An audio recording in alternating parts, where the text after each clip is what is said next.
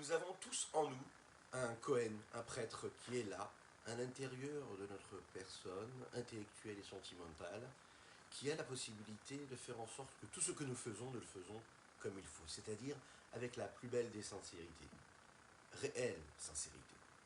De faire ce que nous faisons, d'étudier ce que nous étudions, que les prières que nous formulons soient vraiment dirigées pour Akadosh Baruch Hu, pour Dieu, qu'elles soient influencées de cette crainte de Dieu, de façon à ce que cette présence de Dieu qui émane de nos efforts puisse ensuite infuser dans la réalité, dans l'humanité, dans notre vie de tous les jours. Boker Tov les Koulam. Bonjour à toutes et à tous. Je suis infiniment heureux de vous retrouver en cette magnifique matinée que Dieu nous offre sur la terre. J'espère que vous allez bien. N'hésitez pas à partager, à liker et commenter cette publication afin que nous soyons encore et toujours plus à étudier cette sainte Torah et bien sûr à faire venir notre saint roi Mashiach très rapidement. Juste après, donc, c'est quelques notes de Nigun. Tadalalayai, tadalalayai, tadalalayai, ai, ai, ai, ai. Ai tadalalayai, ai, ai, tadalalayai, ai, ai, tadalalayai, ai, ai, ai, ai. Ai tadalalayai, ma, ma, mai. Ai tadalalayai, ma, ma, mai. Ay tadadalay, ma ya ya, ay tadaday, tadaday, tadadalay, ay ay ay, ay tadadalay, ay ay ay ay ay, ay tadadalay, ma ya ya, ay tadadalay, ma ya ya, ay tadaday, tadaday, tadaday, ay ay ay ay. Pourquoi est-ce que nous faisons ce que nous faisons, surtout quand nous le faisons pour les autres?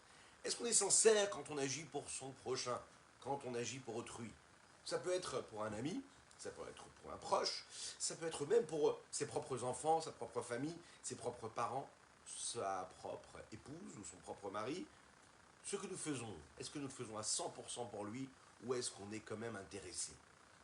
Alors, c'est un petit voyage que nous allons faire aujourd'hui. En nous, à l'intérieur de nous, vraiment aller essayer de comprendre vraiment de qui il s'agit quand on fait ce qu'on fait. Est-ce qu'on est vraiment sincère? Est-ce qu'on pense vraiment à Dieu quand on prie, quand on étudie? Qu'est-ce que vous en pensez? Soyons sincères, honnêtes avec nous-mêmes. Quand on est capable de faire cette recherche comme il faut, eh bien on va réussir à trouver en nous des forces, des énergies qui vont nous permettre de trouver également des outils, réussir à polir nos actions, à les faire briller un petit peu plus. Comment? On a étudié ensemble le principe de l'état de l'homme dans lequel il se trouve quand il accomplit une mitzvah, mais sans avoir une émotion particulière. La question c'est, qu'est-ce qui pousse un homme à accomplir la mitzvah?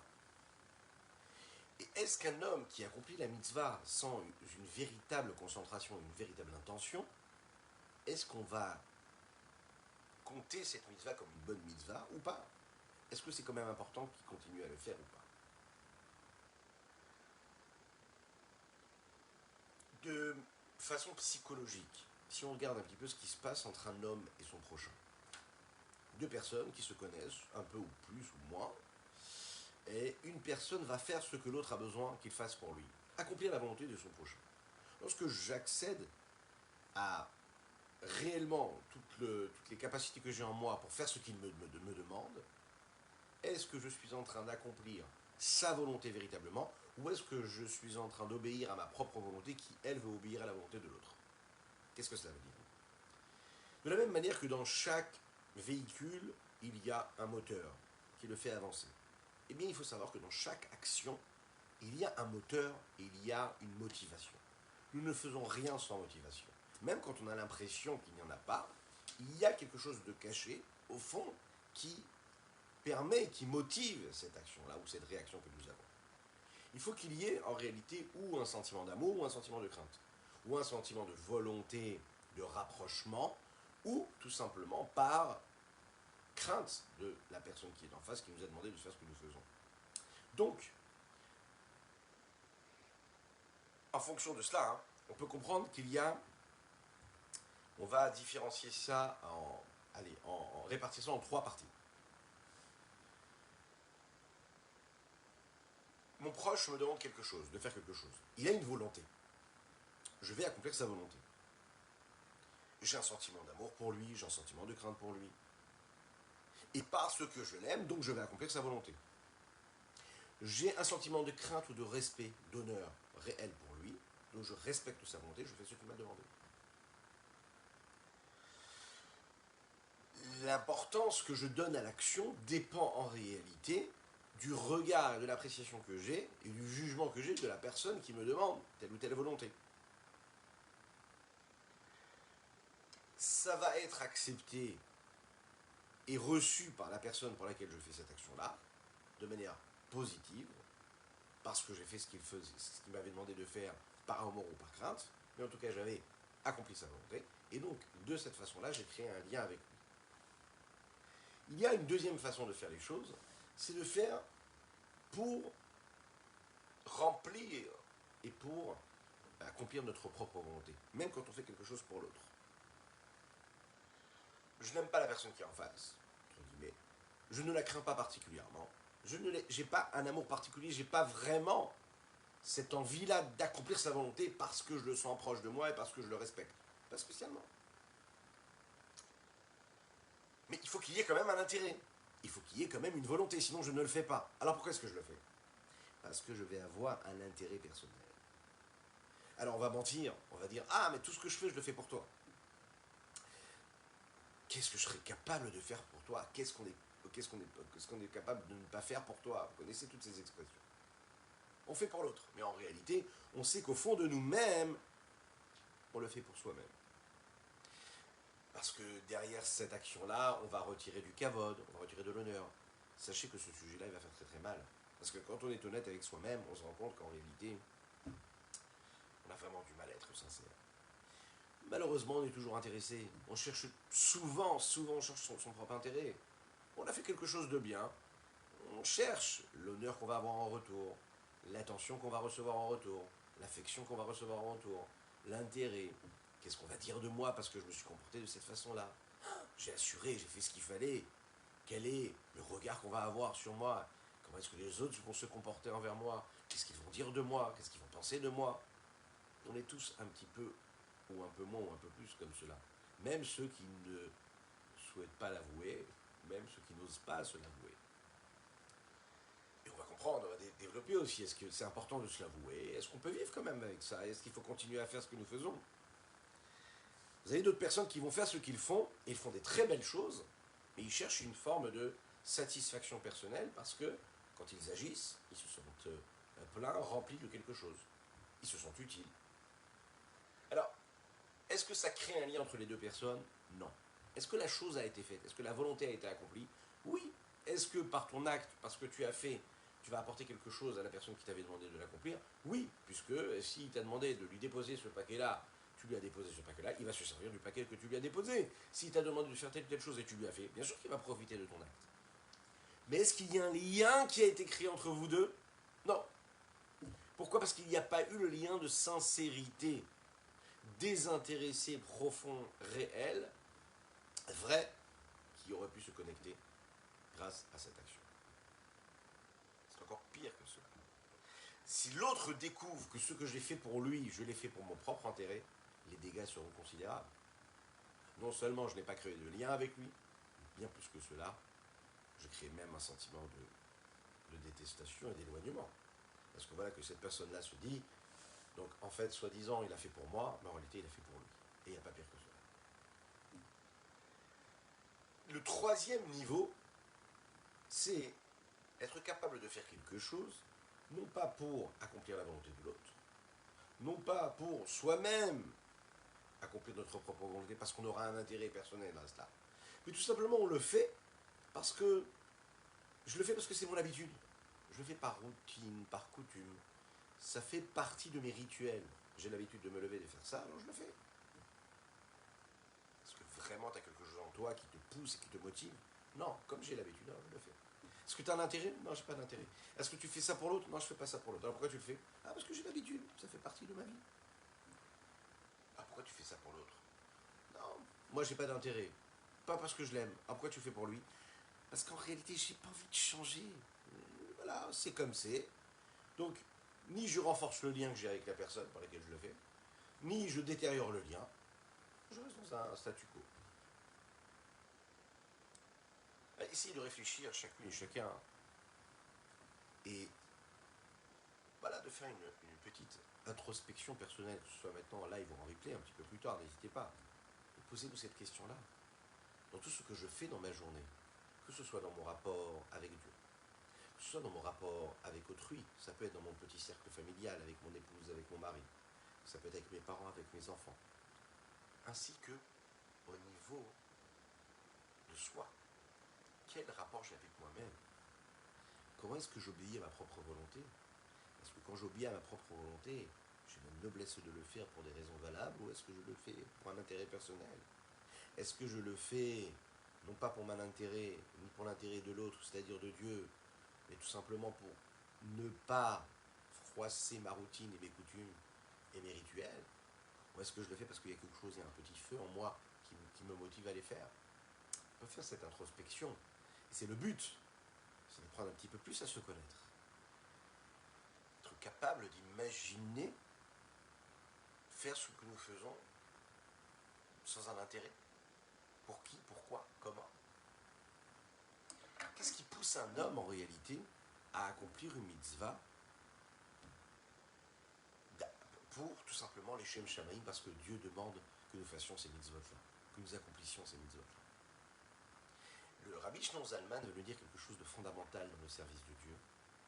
Il va nous dire que pour qu'un homme puisse faire ce qu'il fait, les Shem Shamaim, c'est-à-dire pour Dieu, il ne peut le faire que s'il a un sentiment, ne serait-ce que minime, mais sincère, pour Dieu. Sinon, il ne pourra pas agir. Ça peut être ou un sentiment d'amour, un sentiment de crainte. Quelqu'un qui agit, qui fait une mitzvah de manière technique, sans qu'il y ait derrière une motivation, une émotion, un ressenti, il ne pourra jamais faire ce qu'il fait, les Shem Shamaim pour Dieu. Même si un homme, il va crier très très fort, les Shem Yichud, Kudsha Berichou, il crie très fort que tout ce qu'il fait, il le fait pour Dieu, mais qu'au fond de lui, de son cœur, c'est pas du tout réel. Même si une personne va étudier la Torah toute la journée, une personne qui va être capable d'étudier des heures, des pages, des livres entiers, qui va étudier dans une yeshiva, dans un kollel toute la journée, mais qui en réalité ne pense pas à Kadosh Baruch Hu, ne pense pas à Dieu, sa Torah elle disparaît.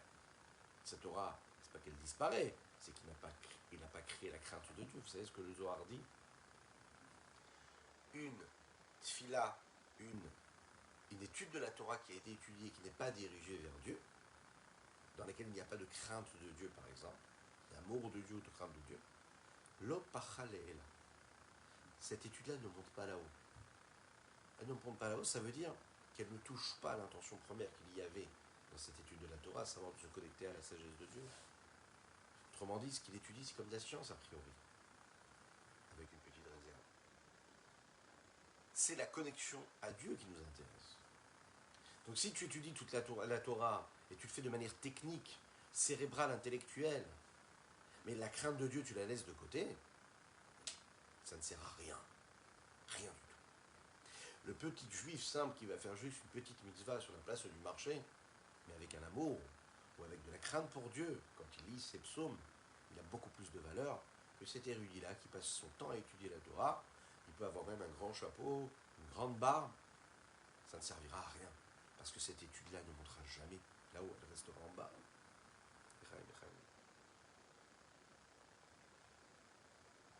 La question qu'on va se poser, c'est comment on fait alors avec ces mitzvot-là, avec cette étude qui a été vécue de cette façon-là. Est-ce qu'il y a une solution? Est-ce que ça peut être sauvé à un moment? Et surtout, si c'est pas fait les Shem Shamaim pour Dieu, d'accord? Alors qu'est-ce qui motive une personne à faire une mitzvah? Alors il peut y avoir en réalité deux moteurs, et nous allons le voir tout de suite. Le moins grave, c'est quand on accomplit la mitzvah parce qu'on a une forme de routine.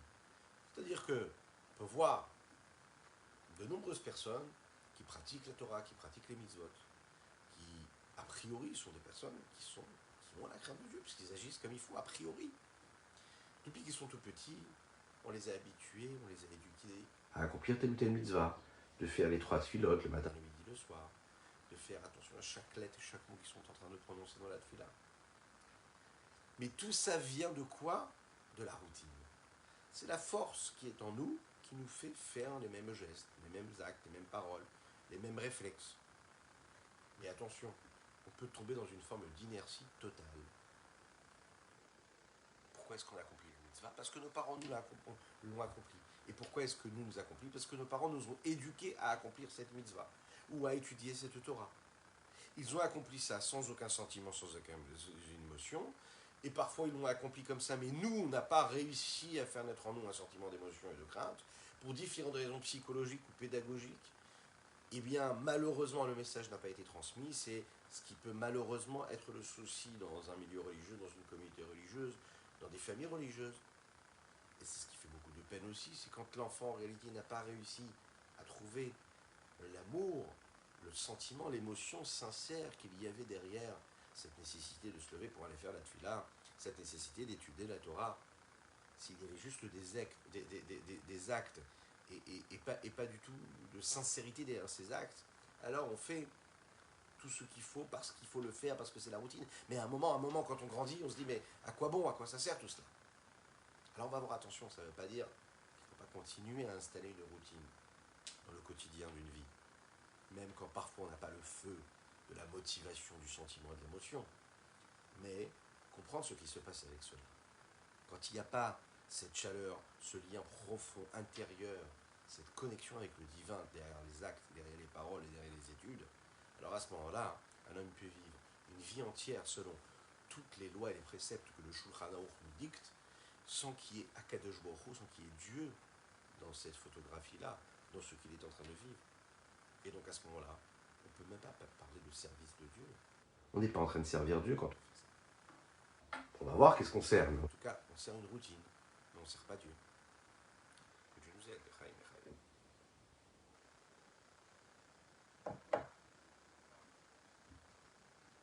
Vous connaissez ça, vous êtes déjà parti en Eretz Israël, dans le marché de Jérusalem par exemple, au Chouk Machane Yehuda. Et vous entendez comme ça les personnes qui crient fort, fort, fort, qui donnent les prix des légumes, des fruits, des légumes. C'est sympathique, ça fait partie du folklore. C'est joli comme tout. Et imaginez par exemple cet homme-là qui était en train de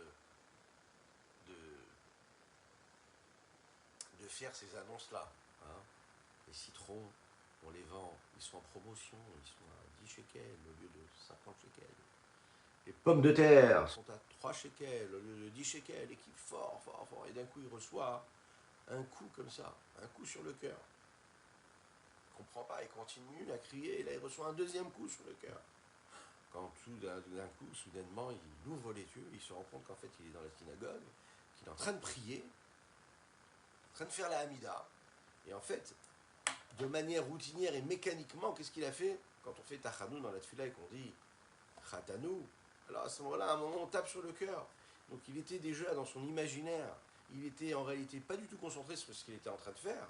Il était en train de faire sa Tfila, mais il pensait à comment est-ce qu'il allait annoncer les fruits et les légumes qu'il allait vendre au marché. Qu'est-ce que ça veut dire? Ça veut dire que tu fais la Tfila, tu fais tout ce qu'il faut, tu fais les bons gestes, 3 pas en avant, 3 pas en arrière, tu te balances comme il faut, tu fermes les yeux comme il faut, tu prends le livre pour étudier, tu vas étudier. Mais en réalité, ta tête et ton cœur, elle n'est pas du tout là, elle est complètement ailleurs. Est-ce que c'est du service de Dieu? Pas du tout. Bon, je vous rassure, hein, ça paraît un peu pessimiste tout ça, mais il y aura une bonne fin, je vous rassure. Restez avec nous. Il y a pire que ça. Lorsqu'un homme étudie la Torah, il accomplit les mitzvot pour avoir un intérêt. Il étudie la Torah pour avoir l'honneur, le respect d'un Talmid Chacham, d'un érudit que tout le monde va regarder, que tout le monde va aller serrer à qui, tout le monde va serrer la main, parce qu'il trouve que le statut lui plaît. Catastrophe.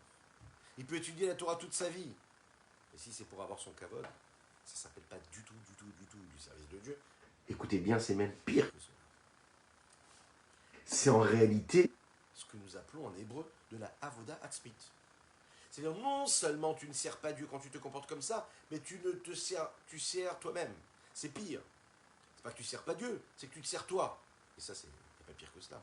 Ça veut dire que c'est un petit peu comme si Kakadosh Baruch Hu était sous sa possession. D'accord? C'est comme celui qui étudie la Torah et qui dit « Moi, je pense que c'est ce que veut dire la Torah ici. Moi, je pense que tel ou tel commentateur aurait dû dire de cette façon-là. Et j'ai ma vision. » Celui qui met le jeu dans son étude, il ne sert pas Dieu, il est en train de se servir soi-même. Et pire lui-même, et pire que cela, il prend en otage les préceptes, il prend en otage l'étude de la Torah, la sagesse de la Torah. Cette sagesse qui est en réalité la sagesse de Dieu. Et il se l'accapare et il la met à son compte. Et il n'est pas pire que cela.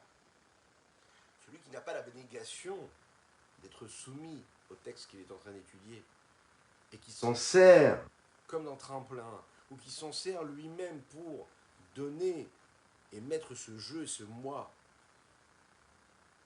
en premier et mettre complètement en retrait véritablement à cette crainte de Dieu qui est à travers cette étude-là, c'est lui qui sert, c'est pas Dieu du tout. Ce que nous appelons le lo-lishma. Quand nous ne le faisons pas pour l'ishma, c'est-à-dire pour le nom de Dieu, pour Hachem, mais pour un intérêt personnel. Ou quand c'est pas pour l'intérêt personnel, de manière routinière, de manière mécanique. Alors on ne le fait pas pour Dieu. Le Rabbi Shlomo Zalman veut me dire que le vrai lishma, faire les choses sincèrement, c'est quand on réveille un sentiment d'amour ou de crainte. Et dans le service de Dieu, c'est comme ça, mais c'est aussi ce qui se passe quand on fait quelque chose pour son prochain. Il ne suffit pas d'avoir de l'amour, il faut aussi qu'il y ait une forme de crainte. Pourquoi? Pour recevoir, prendre sur soi le joug de la royauté céleste. Si tu prends le matin quand tu te lèves, sur toi le joug de la royauté céleste, tout ce que tu vas faire, tu vas l'influencer dans ce sens-là, sera influencé dans ce sens-là, et il sera imprégné d'un message qui va dépasser les limites de ton corps, de ton esprit, mais également de tes émotions. C'est-à-dire que tu ne vas pas laisser impacter le contact que tu as avec Dieu par ton appréciation personnelle. Il y a d'abord une forme de soumission, et il y a ensuite ce que toi tu vas faire. Parce que tu sais que tout ce que tu vas faire, tout ce à quoi tu vas penser, tu vas y penser parce que c'est Dieu qui est à l'intérieur de tout cela. Regardez ce que dit le mot, dans les mots Rabbi Shlomo Zalman ici. Ve'aïnu. Pour bien préciser tout cela, il nous dit l'Admor Zaken. Même si ce qu'il ne fait, il ne le fait pas pour un intérêt personnel particulier, et juste comme ça. Et là, en fait, il le fait sans avoir une intention réelle de faire ce que Dieu lui demande, de craindre Dieu. Shekato, comme il est dit dans les textes de Ishaya, leur crainte, la crainte qu'ils avaient pour moi, c'est une crainte qui dépendait d'une forme de routine, d'habitude, qu'ils avaient l'habitude de faire, comme leurs amis, comme leurs proches, qu'ils avaient appris de leur père, etc. Parce que l'habitude qu'il a reçue depuis qu'il est tout petit. Que lui ont enseigné son père et son maître à craindre Dieu et le service, il ne le fait pas pour Dieu véritablement. Parce qu'un homme grandit d'une certaine façon dans une forme de communauté et d'éducation, et qu'il fait ce qu'il fait de manière automatique, parce que c'est sa routine. Il prend le Kéli le matin quand il se lève, après avoir dit Modéani. Et de manière mécanique, comme ça, il va laver les mains. Ensuite, il va faire sa prière. Il ne prie pas pour Dieu, il ne prie pas parce qu'il a envie de prier Dieu. Parce que ça fait partie de la routine. Il y a des personnes, par exemple, qui se lèvent le matin. Et quand ils se lèvent le matin, ils se lavent les dents. Bon. Est-ce qu'il a réfléchi avant pourquoi est-ce qu'il le faisait, comment il le faisait? Non, c'est la routine. Il se lève le matin, il se lave les dents. Et malheureusement, il y a aussi celui qui se lève le matin, qui va dire le schéma Israël, qui va faire la tefila, qui va mettre les téfilines, qui va ensuite même étudier 2 heures par jour, mais il le fait parce que ça fait partie de sa routine. Il va croiser un autre juif dans la rue, il n'est pas transformé. Il n'aura pas une façon d'être, de vivre différemment. Est-ce que Dieu l'a fait vibrer quelque part? Est-ce qu'il se transforme? Est-ce qu'il se change? Est-ce qu'il polie il travaille ses traits de caractère? Non, voilà. Ça fait partie de la routine.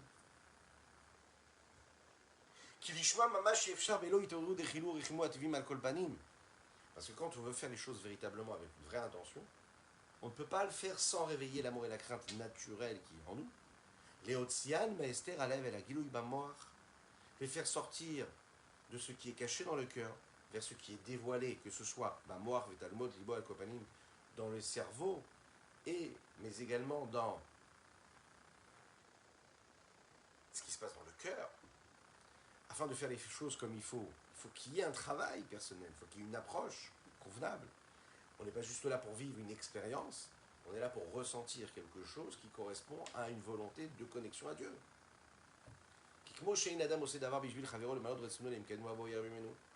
la même manière, comme nous l'avons dit, qu'un homme, quand il fait quelque chose pour son prochain, il le fait parce qu'il l'aime ou parce qu'il le craint. Il ne peut pas faire des choses comme ça sans raison.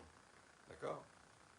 Tout ce que tu fais, tu le fais parce qu'il faut qu'il y ait une base sentimentale.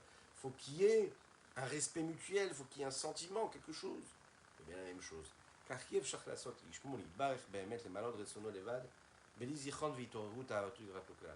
C'est impossible de faire pour Dieu, véritablement, quelque chose. D'accomplir sa volonté sans se souvenir, sans réveiller en soi un amour et une crainte pour Dieu, que ce soit cérébralement, dans la pensée, ou même au moins dans ce qu'il y a dans le cœur. On pourrait même dire dans une forme d'inconscience émotionnelle ou intellectuelle, si cela peut exister. Il faut quand même qu'il y ait quelque chose qui le pousse, qui lui donne envie de le faire pour une raison quelconque, pas juste comme ça, pas juste comme ça. Vegam ahava ena levada, pardon, vegam ahava levada, ena nikret b'shem avoda be'irat ata lefachot. Et même si tu fais parce que tu aimes, il faut quand même qu'il y ait quand même une petite pincée de crainte de Dieu. Tu ne peux pas juste le faire parce que tu aimes. Il faut que tu fasses appel à cette petite crainte-là, ce qu'on appelle la crainte inférieure.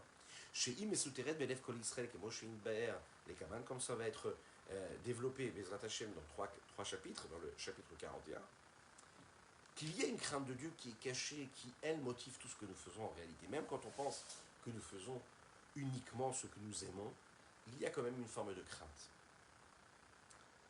Ça ne peut pas exister, comme nous l'avons dit, comme nous allons l'expliquer très très clairement.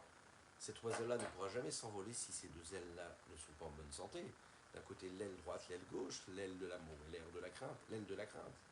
Comme le Zohar nous l'a dit, que cette mitzvah que tu es en train d'accomplir, cette étude de la Torah que tu es en train d'accomplir, tu veux qu'elle s'envole, qu'elle monte.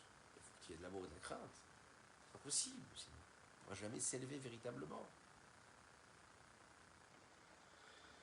Lorsqu'il y a de l'amour, et que cet amour-là, c'est un amour qui est sérieux, il y a quand même une forme de crainte. Pourquoi? Parce que quand j'aime véritablement, j'ai peur de perdre la personne que j'aime. Quand j'ai un sentiment d'amour qui est développé, eh bien, dans ce sentiment d'amour, il y a cette petite crainte de ne plus pouvoir avoir ce que j'ai ou ce que j'éprouve de manière positive pour cette personne. C'est ce qui se passe entre les hommes, mais c'est ce qui se passe aussi entre l'homme et chaque chose. Même le rapport que nous avons avec des objets qui sont a priori inertes, même si ça n'existe jamais, parce qu'il y a toujours la vitalité de Dieu, même des éléments qui n'ont pas a priori d'émotion, de sentiment.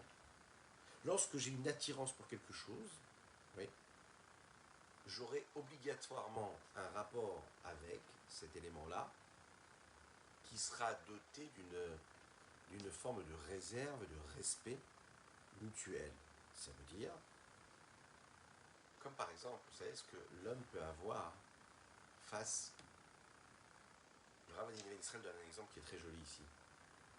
Le rapport, le contact, le jugement que nous avons face à l'harmonie, face à la beauté. Ce n'est pas quelque chose que je peux saisir, c'est juste voilà, la beauté. Mais la beauté, je la respecte, je la crains. Qu'est-ce que ça veut dire? Ça veut dire que je lui donne une place, une valeur. Je la laisse exister pour ce qu'elle est, et non pas uniquement pour l'intérêt que j'y porte.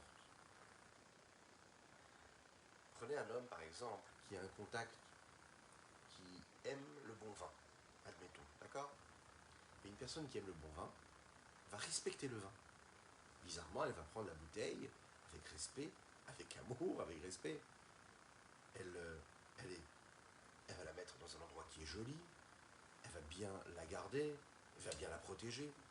Non pas uniquement parce que ça coûte cher, parce que c'est un grand millésime, non, mais parce que comme elle apprécie, donc elle a un rapport avec, qui est un rapport et d'amour et de crainte.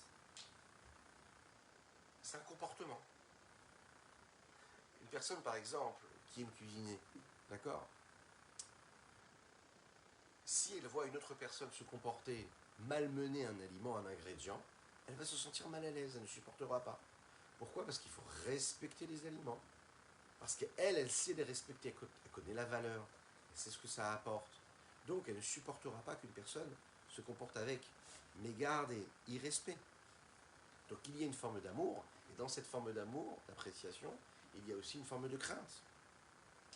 À chaque fois qu'il y a un sentiment d'amour, il y a donc de la crainte. Et c'est la même chose du côté de la crainte. Pour qu'il y ait de la crainte, il faut qu'il y ait quand même une forme d'amour. Il faut qu'il y ait une pensée d'amour. Quand on étudie, quand on prie la tefila, il faut savoir que c'est pareil. Dans la tefila, de manière globale, et dans chaque petite partie de la tefila, il y a des mots, il y a des notions, il y a des parties qui parlent de crainte et d'amour. Mais souvent, on verra que l'amour et la crainte qui transparaît du texte est imbriquée l'une avec l'autre. Entre la crainte et l'amour, il y a des passages, il y a des ponts. Nous passons de la crainte à l'amour, nous passons de l'amour à la crainte. Ce contact-là, il est réel, il est basé sur le fait que l'amour et la crainte ne peuvent être séparés véritablement, parce que chacun nourrit l'autre, et chacun se nourrit de l'autre. S'il y a une véritable crainte, c'est juste une question de temps et de profondeur de sentiment pour que cela nous amène à un véritable sentiment d'amour également. Tu crains vraiment la personne, à un moment tu vas l'apprécier, tu vas l'aimer. Tu aimes la personne, eh bien à un moment tu la craindras. Dans quel sens tu la craindras? Pas parce que tu en as peur. Crainte dans le respect. Quand on aime véritablement ses enfants, ses conjoints, son conjoint, il y a en fait une forme de crainte. C'est quoi cette crainte-là? Une forme de respect.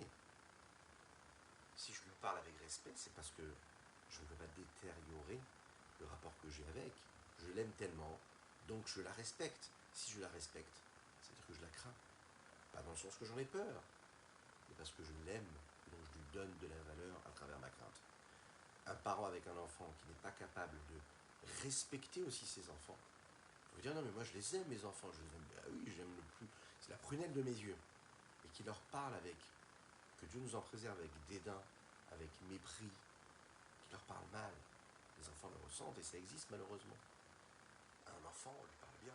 Un professeur qui parle avec dénigrement à ses élèves, il est détruit, que Dieu nous en préserve à vie. Un professeur qui se fait craindre véritablement a un regard d'amour profond pour l'élève. Et l'enfant, bien sûr qu'il craint son professeur, mais il a besoin de percevoir ce sentiment d'amour. Il a besoin de sentir que le professeur le respecte aussi. Et quand il sent le respect du professeur, alors à ce moment-là, il peut le craindre et il peut donc l'aimer. C'est la raison pour laquelle des professeurs qu'on a pu avoir, qui étaient ceux qui étaient le craint le plus, eh bien on les a aimés avec les années. Pour retrouver un ancien professeur, on est très heureux de le revoir et on a quelque chose, on a un attachement avec un rav, avec un maître, on a quelque chose. Un père qui peut être même parfois très rigoureux, peut être aimé de façon extraordinaire par ses enfants, parce que derrière cette rigueur, il y avait en réalité un vrai sentiment d'amour, et parce que le père respectait ses enfants. L'histoire nous raconte qu'il y a des grands sages qui ont eu des enfants, qui ont enseigné, qui avaient une exigence extraordinaire, très présente pour eux, et parfois de manière extérieure, qui pouvait paraître exagérée, et comme le sentiment d'amour et le sentiment de respect qu'avait le maître ou le père pour l'élève ou pour l'enfant était tellement vrai, tellement sincère et tellement profond, qu'en fait, tout ce qui était autour, toute cette rigueur-là, en fait, n'était rien face à cet amour-là qu'il y avait. Il ne peut pas y avoir d'amour sans crainte, et il ne peut pas y avoir de crainte sans amour. Et c'est en réalité la vie du juif ici-bas sur terre. C'est la mission que nous avons à accomplir. De comprendre qu'à travers tout ce que Dieu nous demande de faire, et qu'il exige de nous, oui, il y a des choses qui sont compliquées. Oui, ça demande beaucoup d'efforts. Ça demande une méticulosité. Et il faut encore en faire et toujours plus.